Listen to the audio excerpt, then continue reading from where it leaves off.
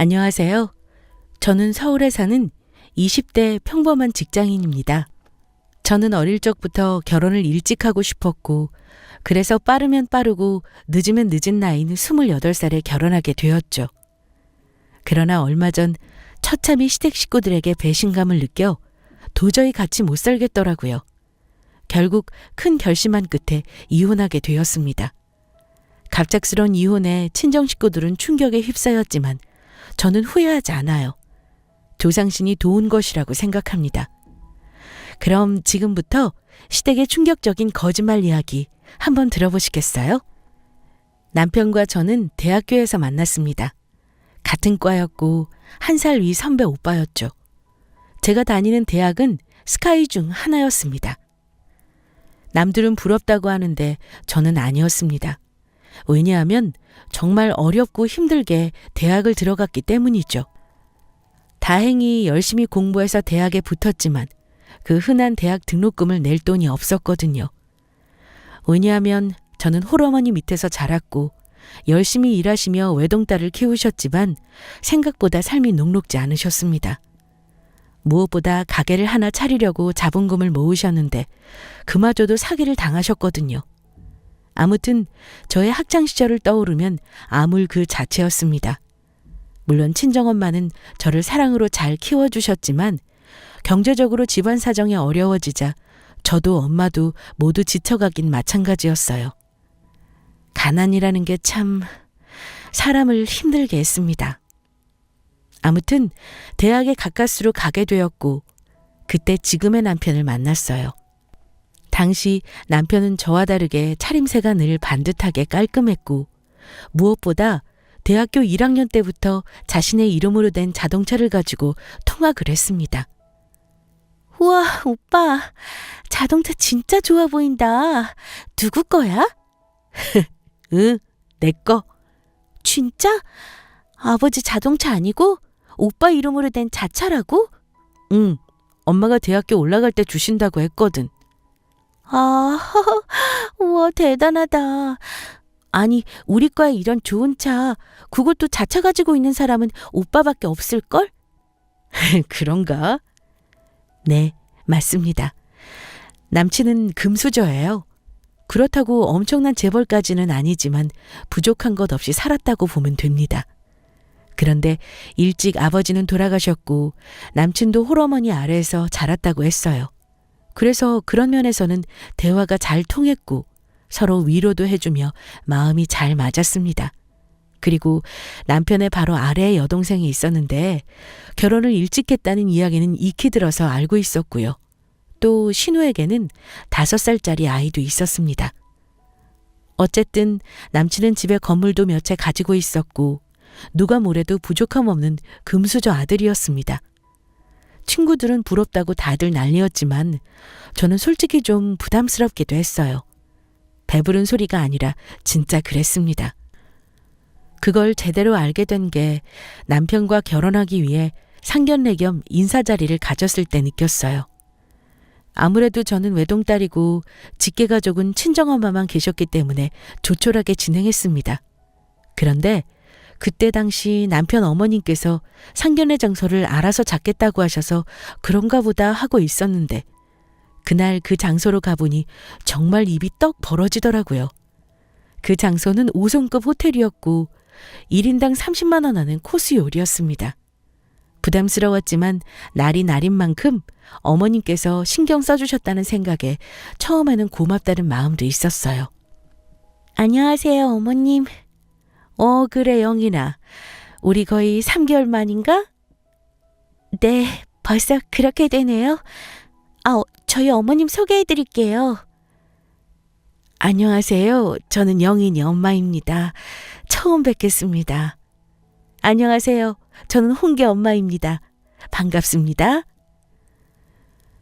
저희는 그렇게 어색한 상견례를 시작했어요. 그런데 상견례 내내 남편의 여동생, 그러니까 문제의 신우가 저희 대화에 톡 튀어나와서 이야기를 주도하기도 했습니다. 그 모습이 좀 꼴보기 싫었어요. 아니, 근데 집은 어떻게 할 거예요? 솔직히 요즘 반반 결혼도 많던데 요즘은 여자도 집장만 할 때 보태야 하더라고요. 저도 시집갈 때 3억 정도 했어요. 네? 오빠랑 이야기해봐야죠. 구체적인 계획은 없어요. 상견례가 그런 거 이야기하는 자리 아니에요? 아직 계획이 없다고요? 그건 좀 이상한데요? 야, 이상미, 시끄러워. 우리가 알아서 해. 참나, 오빠는 괜히 승질이야. 신우는 상견례 분위기를 결국 망치고 말았습니다. 참 신우는 밉상이었어요. 그렇지만 남편은 항상 제 편을 들어주었고 저만 바라보는 수뇌보 같은 타입이었기 때문에 이 남자를 놓치는 건 죽어도 싫었습니다. 남편 말에 의하면 신우는 일찍 결혼했는데 남편과의 사이가 별로 좋지 않다고 들었어요. 그래서 좀 이상한 데서 히스테리를 부리기도 한다고 했습니다. 산후 우울증도 심하게 겪었고 이런저런 사연이 많은 아이라 많이 보듬어달라고 사정을 하더라고요. 저는 그때까지 그냥 스스로 감당할 수 있겠지 하는 안일한 마음이 있었습니다. 그때 결혼을 하지 말았어야 했는데 말이죠. 인생은 선택의 연속인 것 같습니다. 아무튼 그 후 저희는 아슬아슬하게 결혼을 약속했어요. 하지만 저는 개인적으로 고민이 있었습니다. 학자금 대출과 집 대출이 있었는데 그때까지 다 못 갚고 있는 상황이었거든요. 당시 남편에게 모두 말했고 그 때문에라도 저는 결혼을 좀 더 미뤘으면 했습니다. 그런데 남편은 당장 한 달 뒤라도 결혼을 하고 싶다고 했어요. 오빠, 그때도 이야기했지만 나 적금 계속 붓고 있잖아. 그리고 나 어차피 이직할 거라 퇴직금 받으면 그래도 학자금 대출은 어느 정도 해결될 거야. 응? 우리 결혼 조금만 더 미루는 거 어때? 아니야, 영인아. 결혼도 타이밍이야. 나 지금 당장 결혼하고 싶어.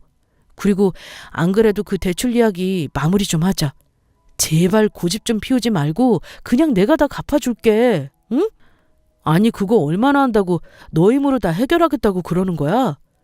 물론 너 마음은 아는데 내가 돈 못 줄 만큼 힘든 상황은 아니잖아.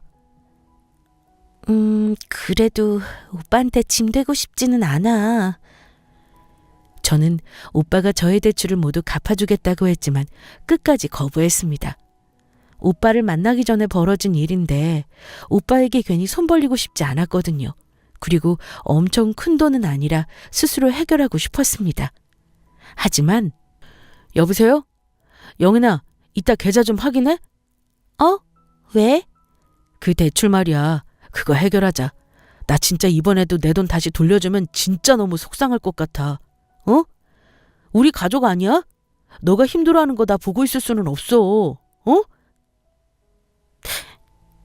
오빠, 진짜 난 오빠한테 미안해서 도저히. 아니야, 진짜. 용인아, 우리 새로운 마음으로 대출 깨끗하게 끝내서 시작하자.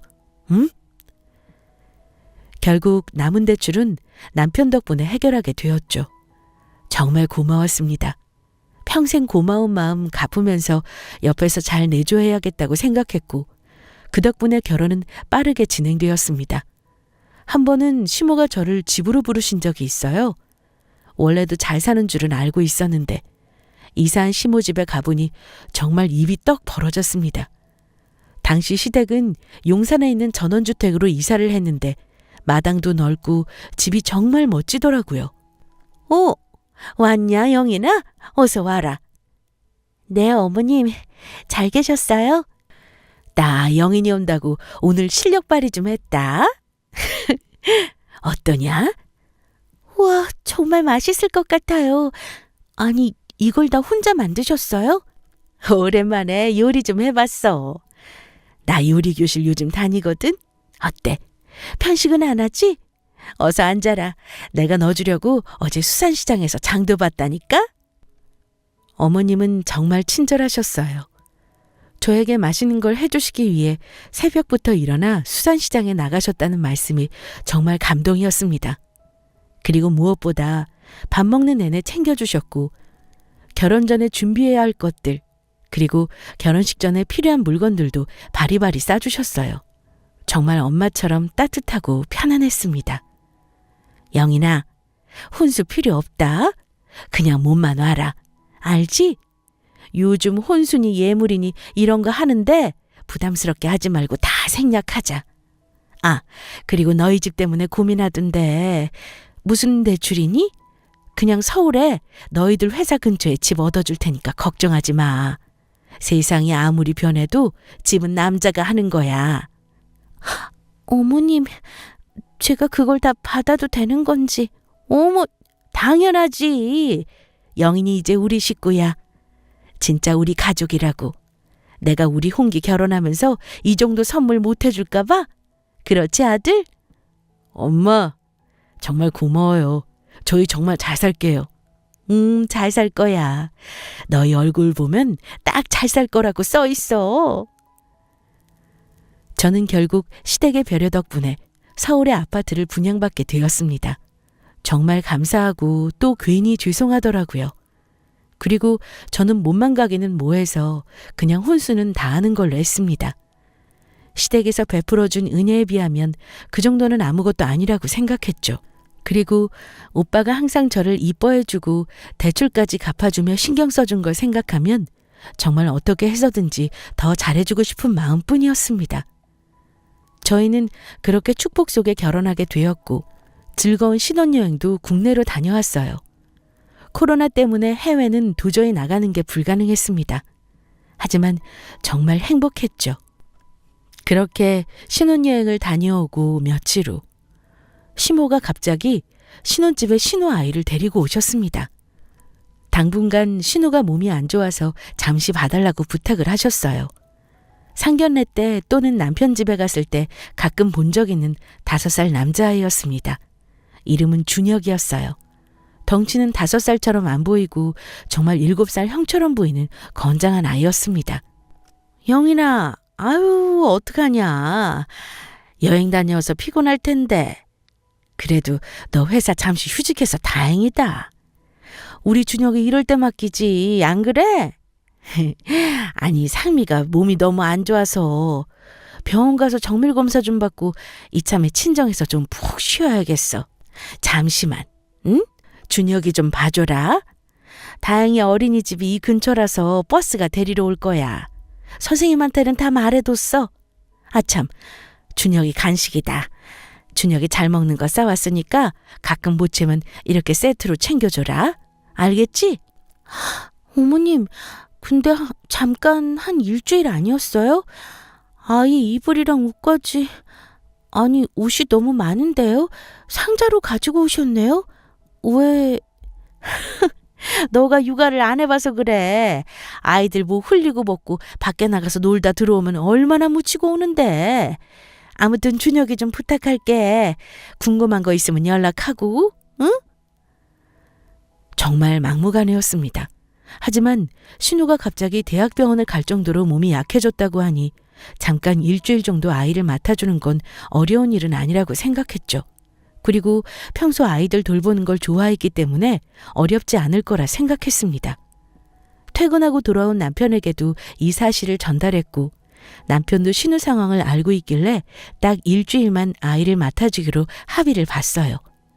그런데 준혁아, 정말 이렇게 하면 어떻게 해?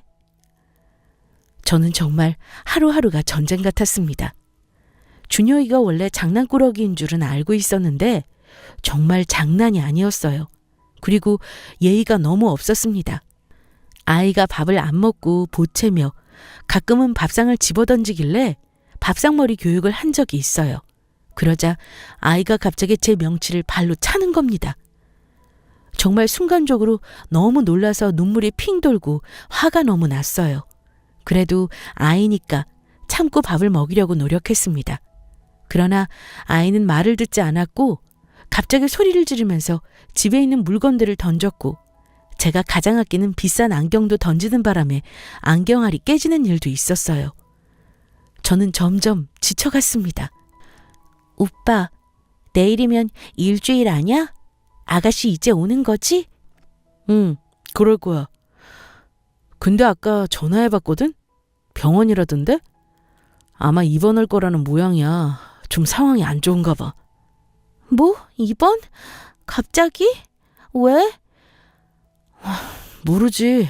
아까 입원 수속 받는다고 했으니까 저녁 먹고 이따가 전화해볼게. 아니야, 오빠. 그냥 어머님한테 바로 이따가 전화해봐. 그래. 알았어. 걱정 마.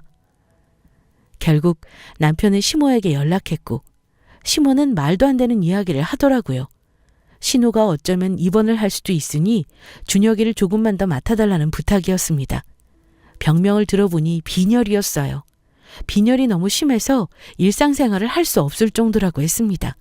물론 신우가 아픈 건 걱정되었지만 준혁이를 돌보는 건 또 다른 문제이긴 했어요. 왜냐하면 제가 마침 회사 이직을 앞두고 잠시 원래 회사를 휴직한 것이기 때문에 회사 이직 준비를 아예 못하고 있었기 때문입니다. 하지만 어쩔 수 없었죠. 신우에게도 연락해봤더니 정말 미안하다면서 연신 사과하며 준혁이를 부탁하더라고요.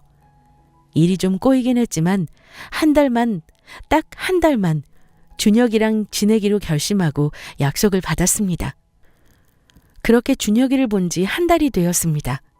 그리고 드디어 남편한테 얘기를 했고 이제 준혁이를 신우에게 보내자고 이야기를 했죠. 그런데 그날 밤 시모와 신우 둘 다 저희 집에 찾아왔습니다. 드디어 준혁이를 데리러 온 줄 알고 정말 기뻤어요. 어머님 오셨어요? 아가씨 괜찮아요? 네, 언니. 그동안 고생하셨어요. 아이고, 아가씨가 더 고생이죠. 살이 더 빠졌네요. 안 그래도 엊그제 퇴원했다고 이야기는 들었어요. 이제 괜찮은 거죠? 네. 몸은 이제 괜찮아요. 저기 영인아, 내 이야기 좀 들어봐라. 내가 너희들한테 긴히 할 말이 있어.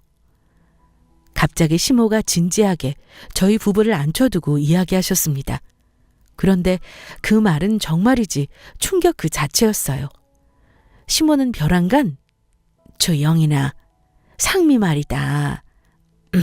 진작에 이혼했어. 사실은 이혼 준비 좀 제대로 하느라고 준혁이 맡겼다. 거의 이혼 도장 찍기 직전이었거든. 암튼 이혼은 잘 마무리되었다. 네? 뭐라고요?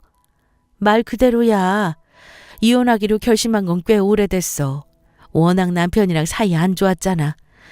근데 문제는 상미가 현재 만나는 남자가 있어. 그런데 아이가 있으면 당장 헤어지겠다고 하는 거야.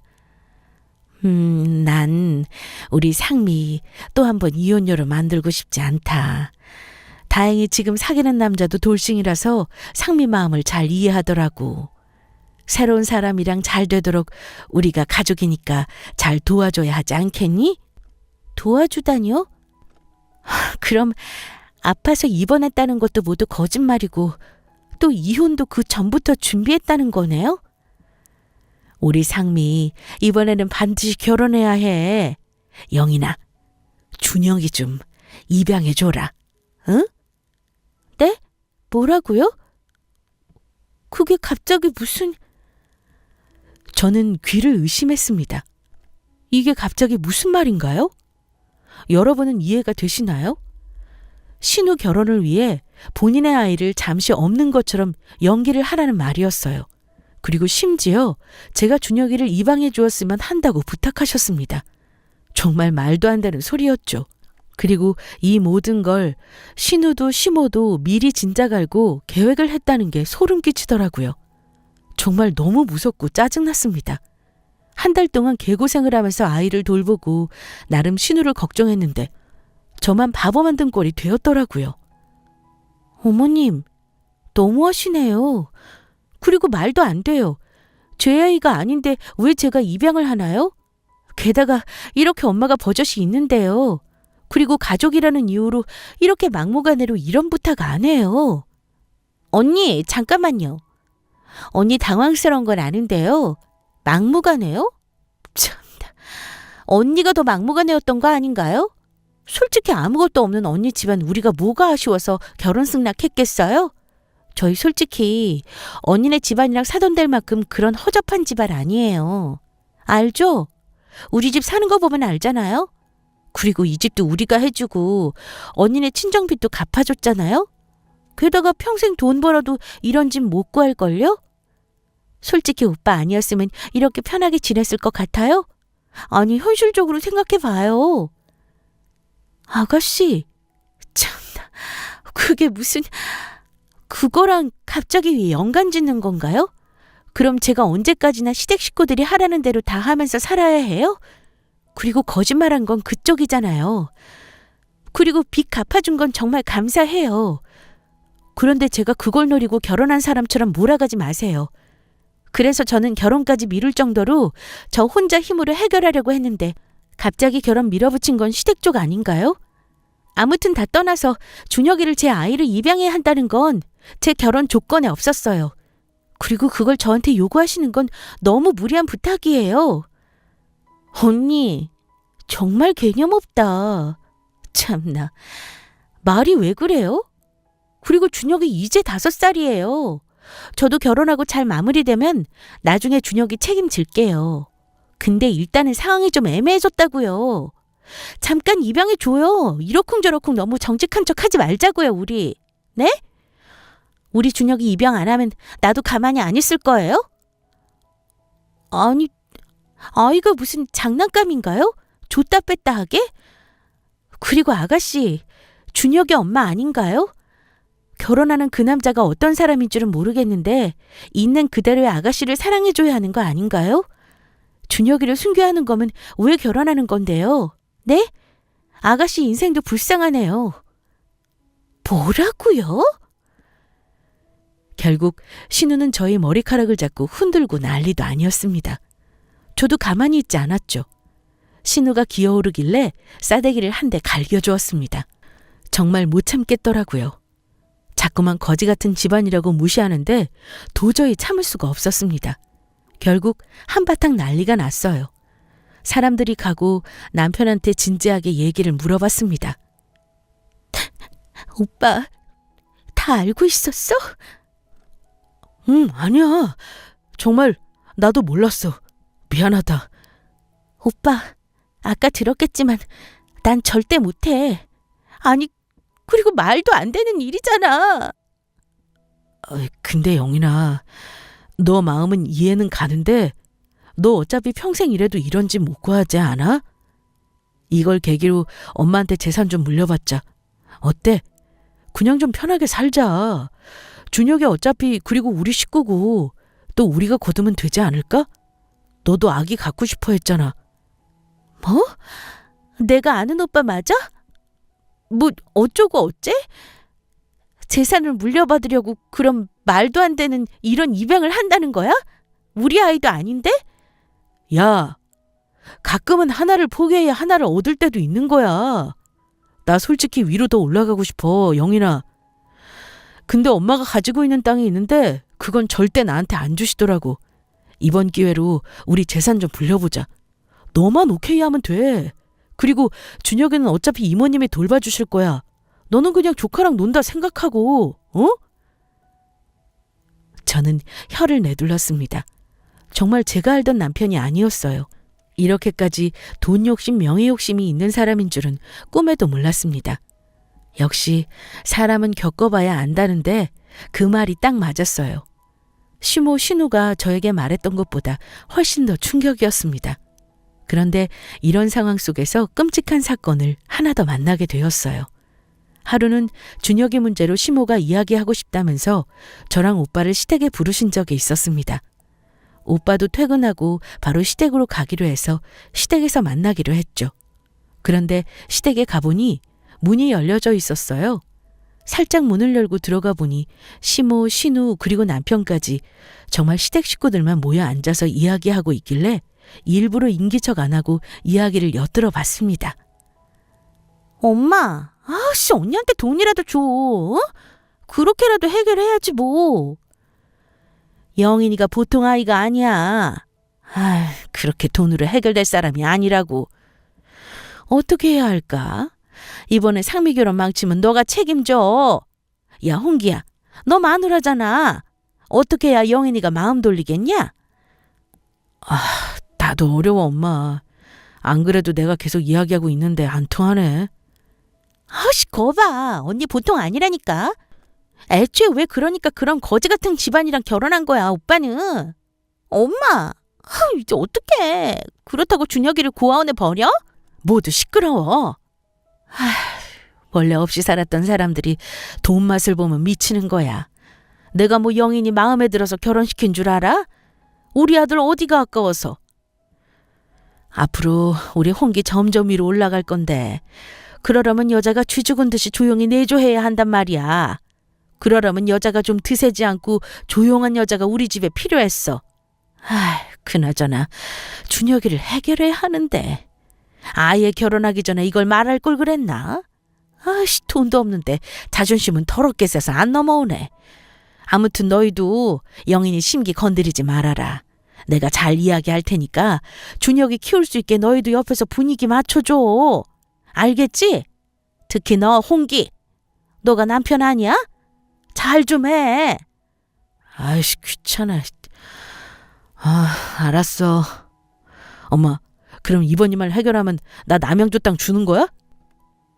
믿었던 남편마저 결국 시모 신우 편에 서서 저를 무시하며 남몰래 작전을 짜는 걸 생생하게 듣고 말았습니다.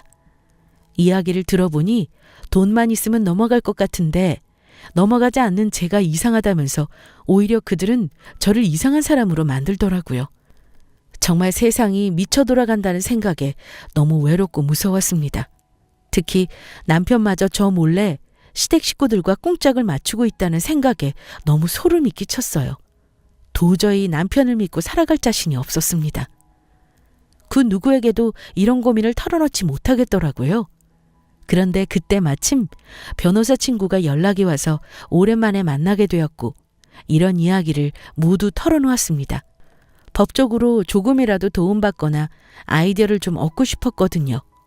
그러자 친구가 솔직히 너 지금 정신적으로 사기 결혼당하거나 다름없어. 솔직히 안 그래? 그래서 넌 지금 남편과 살고 싶어? 라고 물어보는데 저는 남편에 대한 정이 뚝 떨어진 상태라 더 이상의 사랑은 이제 없다고 판단이 들었어요. 그리고 친구는 저에게 복수를 하라고 조언했습니다. 저는 그 말을 듣고 집에 와서 한참을 생각했고 결심했어요.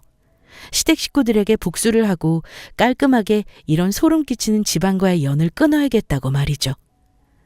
결국 저는 시댁의 준혁이를 입양하겠다고 개뻥을 쳤습니다. 그래야 완벽한 복수가 되니까요. 준혁이를 잠시 맡아 키우는 척 하면서 나중에 이 모든 사실을 사람들 앞에서 밝혀야겠다고 생각했죠. 어머니, 생각해 봤는데요. 준혁이 제가 키울게요. 그런데 한 가지 조건이 있어요. 어머, 그래. 잘 생각했다. 뭐든 말해라. 제가 사는 이 신혼집 이외에 저도 제 명의로 된 땅 하나 가지고 싶어요. 제가 낳은 자식도 아닌데 이렇게 아이 키우는 건 정말 큰 결심이라고 생각해요. 신혼집은 남편 명의로 되어 있으니 저도 제 이름으로 된 거 하나 있었으면 좋겠어요. 솔직한 마음이에요. 그래, 알았다 얘야. 잘 생각했어 진짜. 당연하지. 너가 우리 준영이 거두어만 준다면 문제없지. 내가 남양주에 건물 하나 가지고 있는 거 있어. 그거 조만간 너한테 돌려줄게. 내가 약속하마. 정말 고맙다. 잘 생각했어. 저는 전세를 역전시켰습니다. 누가 뭐래도 제대로 된 복수를 하고 싶었으니까요. 그리고 얼마 지나서 시댁에서 아이를 데리고 집에 왔습니다. 준혁이는 미운 짓을 매일 골라 했지만 아이가 무슨 죄가 있겠어요. 일단 이혼 준비를 하는 동안에는 아이를 억지로 키웠습니다. 하지만 아이에게는 제 나름대로 최선을 다했어요. 또 지내다 보니 아이에게 나름 정이 들기도 했습니다. 하지만 그렇다고 제 자식도 아닌 아이인데 솔직히 평생 거둘 정도로 입양하고 싶지는 않았어요. 또한 솔직히 아이 얼굴을 보면 시댁 식구들 얼굴만 떠올랐거든요. 정말 억지로 준혁이를 데리고 와서 아이를 잠시 키우는데 그때부터 남편의 행동이 좀 이상해지더라고요. 이제 다 잡은 물고기라는 생각이 든 건지 확실히 저에 대한 스킨십도 줄어들고 저를 돌멩이 쳐다보듯 했습니다. 오빠, 내일 주말인데 준혁이 데리고 어디 갈까? 뭐? 아이, 귀찮아. 애들 데리고 나가면 그리고 피곤한 거 알지? 오빠, 우리가 준혁이 키우기로 한 이상 그래도 부모님 노릇은 해야 하는 거 아니야? 집 있고 밥 있고 따뜻한 자기 방 있고 얼마나 좋냐? 밖에 나가면 비싼 장난감이 가득인데 우리만큼 아이한테 잘해주는 집이 있냐? 우리 준혁이 키우기로 한 거 잊었어? 알아. 근데 뭐 키우고 있잖아. 시끄럽고. 나 다음 주 주말은 통으로 집에 못 온다. 회사 사람들이랑 골프 연습하고 오랜만에 호텔에서 좀 놀다가 올 것 같아. 그 박 과장 알지? 이번에 승진하려면 박 과장한테 잘 보여야 해. 남편은 점점 가면 갈수록 돈 명예에 대한 욕심이 하늘을 찔렀어요. 그리고 주말마다 약속을 일부러 만들어서 나가는 듯 했습니다. 정말 바람이라도 피는 사람처럼 굴더라고요. 근데 그날은 정말 이상한 여자의 촉이 발동이 되었습니다. 그래서 준혁이는 잠시 근처 친구 집에 맡겨두고 남편을 몰래 미행하게 되었죠. 그런데 골프장에 간다던 남편은 갑자기 방향을 틀어 용인 쪽으로 빠져나가더라고요. 분명 강원도 쪽으로 간다고 했습니다. 전화를 해보니 여보세요? 오빠 어디쯤이야? 가고 있지. 뭐? 왜? 우리 다음 주에 용인 가자고. 뭐? 용인? 거긴 갑자기 왜?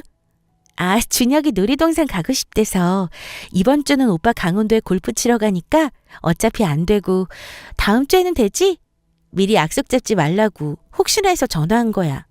아이씨, 집에 가서 이야기하면 되지. 굳이 뭘 전화로 하냐. 알았어, 끊어. 남편은 확실히 이상했어요. 장소를 굳이 거짓말했습니다.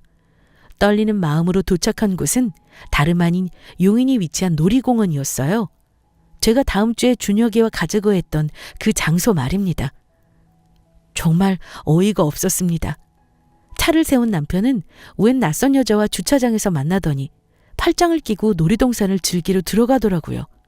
정말 하늘이 무너지는 기분이었습니다. 아무리 그래도 바람을 몰래 피우고 있을 것이라고는 상상도 못했거든요. 저는 시간차를 두고 계속 따라갔어요. 그 낯선 상간녀 얼굴을 가까이 보니 20대 중반 되어 보이는 평범한 여자였습니다. 여리여리하게 몸이 날씬한 것 빼고는 별 볼품없는 얼굴이었어요. 갑자기 저런 이상한 여자한테 왜 홀린 건지 정말 분통이 터져 미치는 줄 알았습니다. 하지만 저는 남편과 이혼하겠다는 생각에 굳어져 있었기 때문에 차라리 잘 되었다고 생각했어요. 위자료라도 잔뜩 받을 수 있을 거라 생각했고 남편과 그 이상한 여자가 팔짱을 끼고 다니는 장면들을 모두 사진과 동영상으로 남겨놓았습니다. 평소 저는 놀이동산에 가도 무서운 것도 못하고 남편과 취향이 달라서 데이트할 때 많이 안 맞았었거든요. 어쩌면 남편은 자신에게 모든 걸 맞춰주는 나이 어린 여자에게 잠시 홀린 모양이었습니다. 정말 입이 귀에 걸려 있더라고요. 저는 그 후로 점점 남편에 대한 정이 뚝 떨어지다 못해 남 대하듯 보게 되었습니다. 그리고 복수를 조금씩 준비하기 시작했죠. 저는 그 후 계속 변호사 친구를 만났고 증거자료들과 그동안의 거짓말들, 시댁 식구들의 협박 증거들을 모두 모아 보여주었습니다. 그리고 시모에게 제가 받은 남양주 땅 명의에 대한 부분도 확실히 법적으로 문제없게 마무리를 해두었어요. 정말 저는 폭탄을 떨어뜨릴 날만 기다리고 있었습니다. 그러던 어느 날 시간이 지나고 신우는 자기 결혼을 남자와 나를 잡는다고 하면서 시댁의 사람들을 모두 부른 적이 있어요. 그날은 남편이 될 그 문제의 남자를 소개해 주기로 한 날이었습니다. 저는 이제 때가 왔다고 생각했어요. 애초에 신우는 이혼 사실을 말하면서 자신의 아이 준혁이의 존재를 숨겨왔다고 했습니다. 그런데 만약 제가 준혁이를 그 남편 될 사람 앞에 보여준다면 어떻게 될까요? 저는 모두가 있는 그 자리에서 폭탄을 던지기로 결심했죠. 원래는 시모가 저에게 절대 시댁의 준혁이는 데리고 오지 말라고 이모님에게 잠시 맡겨두라고 신신당부를 하셨지만 저는 시모에게는 당연히 그렇게 하겠다고 거짓말했어요. 그리곤 이모님에게 부탁해 두었습니다. 준혁이를 시댁에 1시간 후 데리고 와달라고 부탁드렸죠. 계획은 정말 치밀했어요. 어머님, 저희 왔어요. 그래. 아참, 소개해 줄게. 여기는 우리 며느리예요. 그리고 우리 아들 홍기. 안녕하세요. 처음 뵙겠습니다. 말씀 많이 들었습니다. 상미 남자친구 김종민이라고 합니다. 어머, 반가워요. 말씀 많이 들었어요. 나이 차이가 많이 나신다고 하던데 정말 딱 그래 보이시네요. 아가씨랑 세대 차이 좀 느끼시겠는데요? 저는 정말 정신 나간 사람처럼 굴었습니다. 왜냐하면 이제는 시댁에 더 이상 잘 보이고 싶은 사람도 없고 정이 뚝 떨어졌기 때문이죠. 그리고 일부러 미친 척을 해봤습니다. 시댁 식구들 모두 엿먹어보라는 심정으로 말이죠. 우리 며느리가 좀 재밌어요. 영인아, 왜 그러냐? 어서 앉아라. 자, 다들 시장할 텐데 앉아요. 요리 좀 내올게요. 이윽고 요리가 나왔고 정말 상다리가 부러질 정도로 맛있게 요리를 했더라고요. 근데 누가 봐도 출장 뷔페 음식이었습니다. 어머님은 평소 요리를 절대 안 하시는 분이거든요. 어머님, 와, 음식 솜씨 대단하시네요. 정말 잘 먹겠습니다. 그래요. 몇 가지 안 했어요. 어서 들어요. 오늘 손님 오신다고 해서 준비했어요. 제가 손님인가요? 이제 이 집 식구 될 사람인데요. 참 그렇네. 화기애애한 분위기가 이어지길래 제가 일부러 산통을 깼습니다. 와, 정말 출장 뷔페가 맛있네요. 역시 돈을 써야 해요. 그렇죠, 어머님? 이거 어머님이 하신 거예요?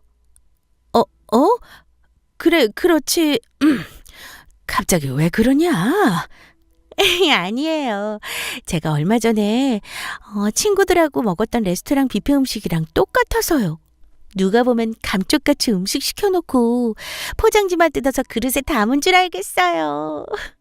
여보, 왜 그래 오늘따라? 뭐가? 농담도 못해? 맛있다고요. 아참, 아가씨, 결혼식 언제예요? 신혼여행은 어디로 가요? 생각해봤어요? 내년 여름에 하려고요. 이제 1년 딱 남았어요. 신혼여행 티켓 구하는 게 하늘의 별 따기라 저희 지금부터 예매 준비하려고요. 아, 그렇구나. 하긴 그때가 딱 좋죠. 근데 신혼여행 티켓은 취소해야겠네요. 네? 그게 무슨... 그때 초인종 소리가 들렸습니다. 제가 약속한 대로 1시간 뒤 이모님께서 준혁이를 데리고 오셨거든요. 저는 폭탄을 터뜨릴 준비를 했고 가슴이 두근거렸습니다. 아니나 다를까 준혁이는 들어오자마자 신우를 보고 엄마라고 부르면서 달려가 안겼습니다. 의도하지 않았는데 쌤통이었죠. 아이가 도와주더라고요. 준혁이 왔니? 야, 영인아. 너 미쳤어? 준혁이를 왜 데리고 와? 시모는 갑자기 준혁이를 집 밖으로 내쫓으려고 했습니다. 정말 미친 듯이 준혁이 팔을 이끌고 나가려고 했어요. 영문을 모르는 아이는 계속 울어댔죠. 하지만 저는 일부러 이모님에게 미리 말해두었고 현관 앞에서 절대 준혁이를 내보내지 말라고 미리 약속해 두었습니다. 어쨌든 저는 간신히 아이를 진정시키고 일부러 아이를 제 무릎에 앉혔고 사람들이 미친 듯이 설명했습니다. 준혁아, 잘 들어. 여기 지금 눈앞에 준혁이 가족들이 다 있다? 그렇지? 맞지? 그럼 준혁의 엄마가 누구니? 아이에게 엄마가 누구냐고 묻자 준혁이는 갑자기 신우 무릎으로 가서 앉았습니다. 그러자 신우는 어머, 준혁아, 갑자기 왜 이래? 내가 왜 네 엄마야? 준혁이 자다가 일어났나 봐요, 언니. 신우는 얼굴색 하나 안 변하고 거짓말을 하더라고요. 아이가 엄마를 계속 부르면서 안으려고 하자 오히려 아이를 내팽개치더라고요. 그 모습을 보는데 아이가 너무 불쌍했습니다. 여러분, 그만하세요. 정말 거짓말도 정도껏 하라고요. 그리고 아이 앞에서 어른들이 부끄럽지도 않아요? 저기요, 오늘 충격적인 거 많이 보시네요, 종민 씨. 준혁이 엄마가 누군지 아세요? 지금 옆에 있는 여자친구분이 엄마예요. 못 믿겠으면 이거 보시라고요. 저는 준혁이 어린 시절에 신우랑 찍은 사진을 그 결혼할 남자에게 보여주었어요. 누가 뭐래도 엄마 사진이었습니다. 그 남자분도 경악을 금치 못하더라고요. 자기야, 이 말 정말이야? 우리 서로 이혼한 건 알고 있지만 아이가 있는 건 말 안 했잖아. 미안해. 내가 다 설명할게. 내가 일부러 거짓말한 건 아니야. 오빠 믿어줘. 준혁이 문제는 내가 다 해결할 거야. 우리 결혼은 문제 없을 거야. 믿어줘. 됐어. 나 이만 갈게. 어머님, 저 이만 가보겠습니다. 이 결혼 다시 생각해봐야겠네요. 결국 제 바람대로 신우의 결혼은 물거품이 되고야 말았습니다. 정말이지 제가 쑥대밭을 만들어놨기 때문이죠. 그 결혼할 남자가 가고 나자 시모와 신우는 저에게 연신 욕을 퍼부어댔고 남편도 저를 흘겨보면서 연신 한숨을 쉬더라고요. 하지만 뿌린 대로 거둔 거라 생각하면서 저 역시 지지 않았습니다. 어머님, 그리고 아가씨, 그리고 특히 오빠. 잘 들어. 나 만만하게 보지 마세요. 저요, 오빠랑 이혼할 거예요. 그리고 오빠 바람 피는 거 아셨어요? 변호사 선임해 두었으니 이제 곧 이혼 소장도 날아갈 거예요. 상간녀 소송도 해서 제대로 위자료 받아낼 거예요. 그렇게 아세요. 예, 너 미쳤니? 어디서 거짓말을 해? 거짓말요? 이 안에 사진을 보고도 그런 말을 하세요. 전 이만 갈게요. 저는 남편과 그 상간녀가 놀이동산에서 뽀뽀하고 스킨십하는 사진을 시댁에 두고 그 자리를 박차고 나왔습니다. 그리고 그 후 저는 이혼을 준비했고 준비하는 동안 저는 제 명의로 된 남양주 아파트에 들어가 따로 살았어요. 시모에게 미리 제 명의로 돌려받아둔 그 아파트 말이죠. 다행히 증거는 명백했고 거짓말에 사기 결혼에 그리고 협박, 마지막에 상간녀까지 세트 메뉴였기 때문에 위자료를 받는 건 어렵지 않았습니다. 정말 믿는 도끼에 발등 찍힌다는 게 딱 맞았어요. 여러분도 주변의 사람을 너무 믿지 마세요. 너무 과도하게 친절하게 나온다면 한 번쯤 돌다리도 두들겨보고 건너야 후회가 없습니다. 제 이야기가 여러분의 인생에 도움이 되면 좋겠네요. 지금 저는 새로운 직장으로 이직해서 행복하게 잘 살고 있습니다. 이혼도 깔끔하게 잘 끝났고요. 위자료도 잘 받아 나름 재산이 늘어났습니다. 이혼이 옛날에는 흠이라고 생각했지만 요즘에는 새 삶을 살기 위한 기회라고 생각이 듭니다. 여러분, 혹시 너무 고통스러운 삶을 살고 계신다면 또 이혼을 망설이시는 분들이 있다면 용기 내보세요. 100번, 1000번 생각해도 아니다 싶을 때는 용기 내도 좋습니다. 여러분의 건강한 삶을 응원하겠습니다. 지금까지 이야기 들어주셔서 감사합니다.